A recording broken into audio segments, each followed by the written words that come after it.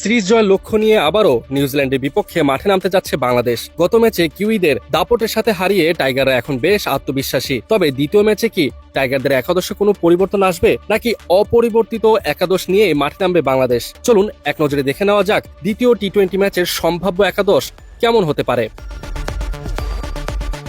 শুরুতেই ওপেনিংয়ে দেখা যাবে তানজিদ হাসান তামিমকে। গত ম্যাচে তিনি ব্যাট হাতে তেমন একটা সুবিধা করতে না পারলেও তার উপর আস্থা রাখছে টিম ম্যানেজমেন্ট। অন্য প্রান্তে থাকবেন সাইফ হাসান। তামিমের মতো তিনিও গত ম্যাচে বড় রান পাননি। তবে নিউজিল্যান্ডের বিপক্ষে সিরিজ জয় নিশ্চিত করতে হলে এই ওপেনিং জুটিকে অবশ্যই জ্বলে উঠতে হবে। এরপরেই দেখতে পাওয়া যাবে অধিনায়ক লিটন কুমার দাসকে। কিউইদের বিপক্ষে প্রথম ম্যাচে 15 বলে 21 রান করেছিলেন তিনি। এবার সিরিজ নিজেদের করে নিতে হলে লিটনকে ব্যাট হাতে আরও দায়িত্বশীল পারফরমেন্স করতে হবে। এদিকে প্রথম টি-20 ম্যাচের জয়ের নায়ক তাওহিদ হৃদয়ের জায়গা এখন আরও পাকাপোক্ত। গত ম্যাচে তার পরিণত ব্যাটিং দেখে ভক্ত থেকে শুরু করে প্রতিপক্ষ সবাই মুগ্ধ। দ্বিতীয় ম্যাচেও এমন চমৎকার ইনিংস প্রত্যাশা করছে সবাই। অন্যদিকে রয়েছেন পারভেজ হোসেন ইমন। পিএসএল এর ইনজুরি কাটিয়ে দলে ফিরে গত ম্যাচে 22 গজে টর্নেডো তুলেছিলেন তিনি।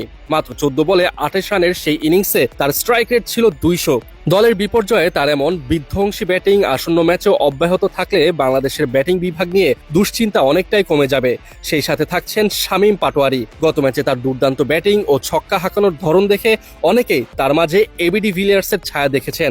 ভক্তদের আশা শামীমের এই মারকুটে ফর্ম আগামী ম্যাচেও বজায় থাকবে। স্পিন বিভাগে থাকছেন শেখ মেহেদী ও রিশাদ হোসেন। চট্টগ্রামের মাটিতে নিউজিল্যান্ডকে কাবু করতে এই দুজনের ঘূর্ণির উপর অনেক কিছুই নির্ভর করছে। গত ম্যাচে রিশাদ সর্বোচ্চ 2টি এবং শেখ মেহেদী 1টি উইকেট শিকার করেছিলেন। আর এদিকে পেস আক্রমণে থাকছেন 3 জন, তানজিম হাসান সাকিব, শরীফুল ইসলাম ও রিপন মণ্ডল।